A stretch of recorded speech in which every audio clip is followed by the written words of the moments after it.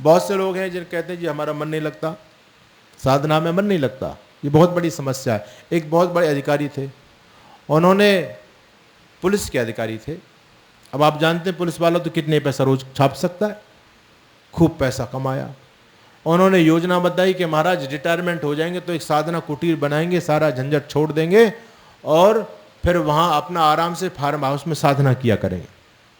Retirement के बाद उन्होंने बढ़िया अपना फार्म हाउस बनाया, उसमें सारे झरने लगवाए प्राकृतिक और ये किया और बड़ा अच्छा दृश्य बनाया और उन्होंने काफ़ी करोड़ों रुपए लगा दिया उसमें।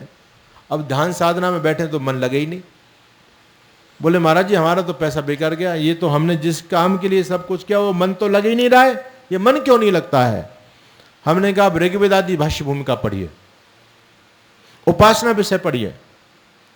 उन्होंने कहा नहीं आप ही बता दो। हमने कहा नहीं आप पढ़ो। ऋषि दयानंद क्या लिखते हैं कि अगर आप ईश्वर की भक्ति में मन लगाना चाहते हो तो आपको उससे पहले क्या तैयारी करनी पड़ेगी, ये समझ लो। आप पहले, आप किसान लोग हैं तो आपके खेत में आप सीधे ऐसी बीज नहीं फेंक देते, एकदम फसल खड़ी नहीं हो जाती। पहले खेत की जुताई लड़ाई पता नहीं कितना प्रयास करना पड़ता है, भूमिका बनानी पड़ती है, उसके बाद बीज डालोगे, समय के अनुसार उसको खाद पानी मिलेगा तो वो बीज उगेगा। ऐसे नहीं बीजों को फसल तैयार हो जाती है।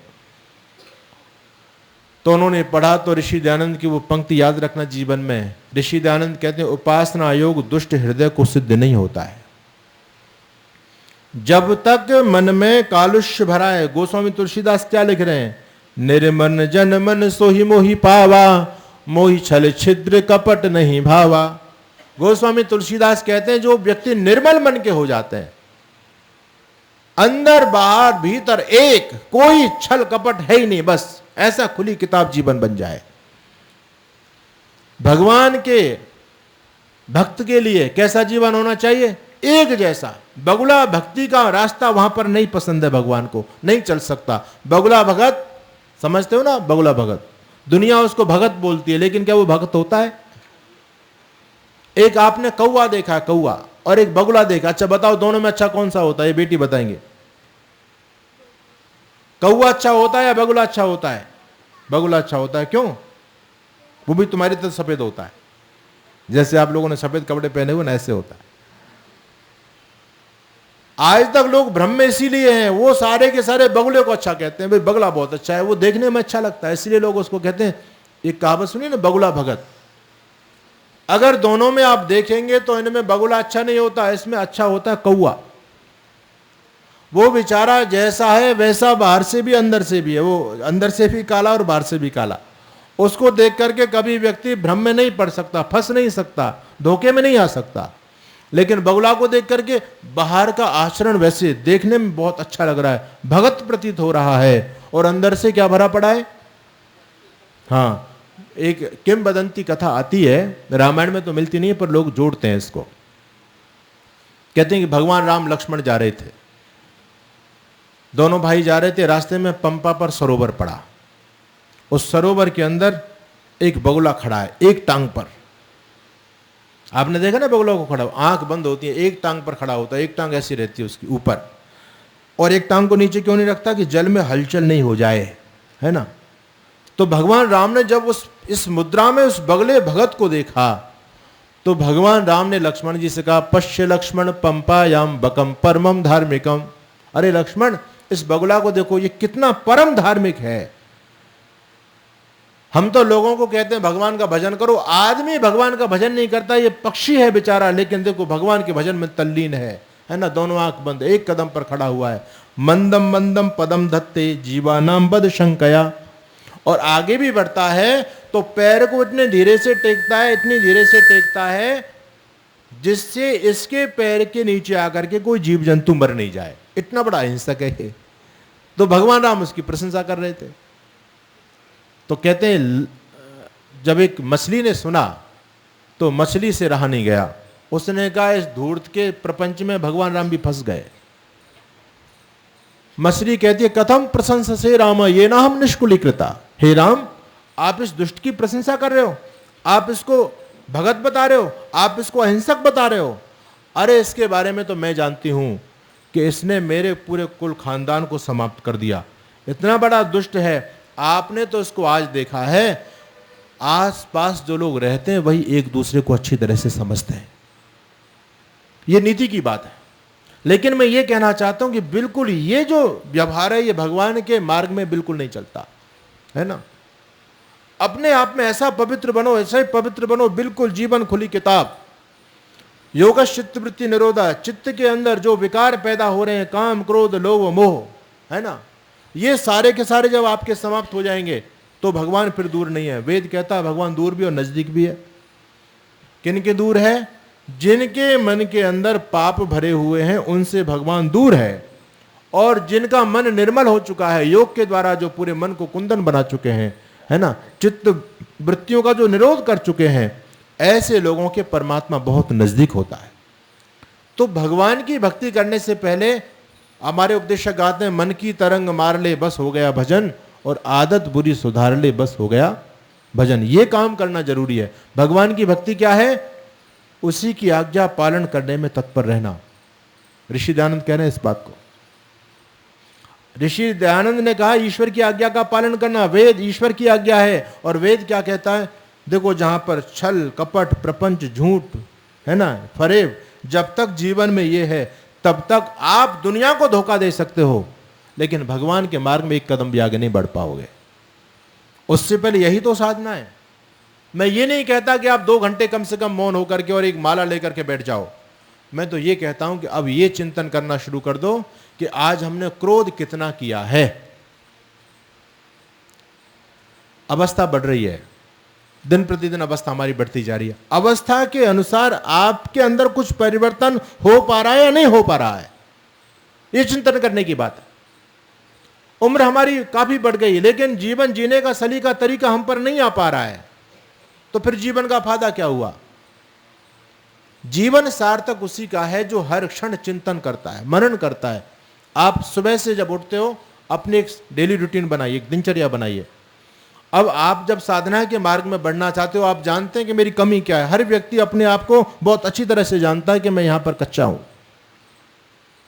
आप रोज सुबह जब उठते हो तो भगवान से प्रार्थना करो, प्रभु इस दुर्गुण से मैं परेशान हूं, मैं इसको हटाने के लिए पुरुषार्थ करूंगा, पर आपकी कृपा होनी बहुत जरूरी है। आपका सामर्थ्य मुझको चाहिए। आप ये देखो, जैसे आपको क्रोध आता है तो आप ये निर्धारित कीजिए कि आज मुझे क्रोध नहीं करना, नहीं करना। बार बार ध्यान दीजिए, और जब आप बार बार ध्यान देंगे, कभी फिर भी आप गिर जाओ, अपने संकल्प से गिर जाओ, तो फिर दोबारा से संकल्प लो, अरे थोड़ा सा प्रायश्चित कीजिए, फिर दोबारा से उठ जाओ। तो ये वास्तव में आपकी असली साधना रहेगी।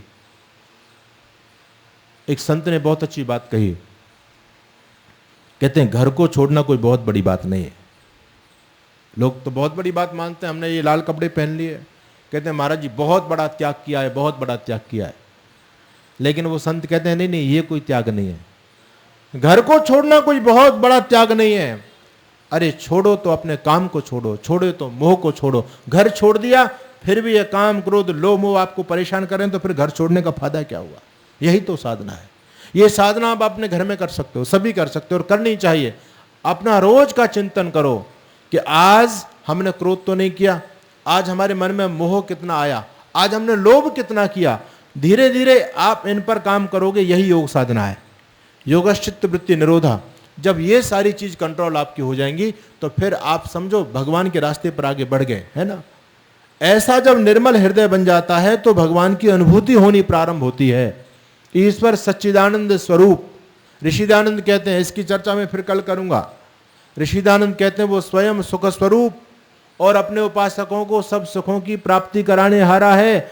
सबको देता है आनंद, सबको नहीं देता। आप ये मत समझना कि हर मंदिर में जाने वाला व्यक्ति सुखी हो जाएगा, आनंद में चला जाएगा, नहीं। ऋषि कह रहे हैं यहां पर सुख से मतलब आनंद लिया गया है। ऋषि कहते हैं कि परमात्मा अपना आनंद उसी को देता है जो उसका भक्त होता है, और ये सीधा सा नियम है। आप जिसकी भी भक्ति करते हैं, जिसकी उपासना करते हैं, उसके गुण आपके जीवन में आएंगे ही, ये सीधा सा सिद्धांत है। ऋषिदानंद कहते हैं जैसे शीत से आतुर व्यक्ति अग्नि की उपासना करेगा तो क्या मिलेगा उसको? जो अग्नि के पास में वही तो मिलेगा। अच्छा, आप यदि गर्मी से परेशान है, आपने जल की उपासना की तो क्या मिलेगा आपको? जो जल के पास में है। जल के पास में जाकर के हाथ जोड़ करके आपको प्रार्थना करने की आवश्यकता नहीं है कि हे जल देवता आप मुझको शीतलता प्रदान करो। ये तो उपासना का फल है। आपने उपासना की है। उपासना का मतलब समीप में जाना, समीप में बैठना। आप जिसकी भी उपासना करेंगे, किसी व्यक्ति की उपासना करो, किसी विद्वान सद्गुणी धर्मात्मा की उपासना करोगे तो आपके मन में सद्विचार पैदा हो जाएंगे। और किसी छल फरेबी व्यक्ति के पास में बैठने लग जाओ तो दिमाग में खुरापात उपजने लगेगी, है ना। ये तो उपासना का फल है। किसी व्यक्ति से ले लो, आप धूप में जा रहे हैं, परेशान है, गर्मी में परेशान है, आपने पेड़ की उपासना कर ली तो क्या मिला आपको? छाया। भाई पेड़ के पास में वो चीज मिलेगी। इसी प्रकार से आप जब ईश्वर की उपासना करेंगे तो क्या मिलेगा? ईश्वर के पास में जो है वो चीज मिलेगी। और ईश्वर के पास में क्या है? आनंद। ये आनंद बड़ी अद्भुत चीज है। ये एक बार व्यक्ति को मिल गया, बस व्यक्ति का जीवन धन्य, जीवन सार्थक सफल उसका हो गया। जिस काम के लिए आया वो काम उस व्यक्ति ने कर लिया, एक बार आनंद की अनुभूति हो गई। ये काम बड़ा कठिन है लेकिन करना पड़ेगा। सोचो कितने लंबे समय से हम लोग चले आ रहे हैं। उपनिषद की रीति कहते हैं आहारो विविधा भुक्त्वा पीत्वा नाना विधा स्तना मातारो बहवो दृष्टा। अनेक प्रकार की माताओं का स्तनपान किया है, पता नहीं कितने लंबे समय से। अरे 2 अरब वर्ष तो इसी कल्प के हो चुके हैं भाई। अब तक हम और आप सभी परेशान हैं। इसलिए ये तो कितना भी और हम जन्म लेते रहेंगे, मरते रहेंगे, जन्म लेते रहेंगे, मरते रहेंगे, जन्म लेते रहेंगे, लेकिन इन सब से बचना है तो एक ही उपाय है, मुक्ति का उपाय है। भगवान की सन्निधि को प्राप्त हो जाना, भगवत शरण में चले जाना। इसी में जीवन का उत्थान है, इसी में जीवन के लक्ष्य को प्राप्त करना है।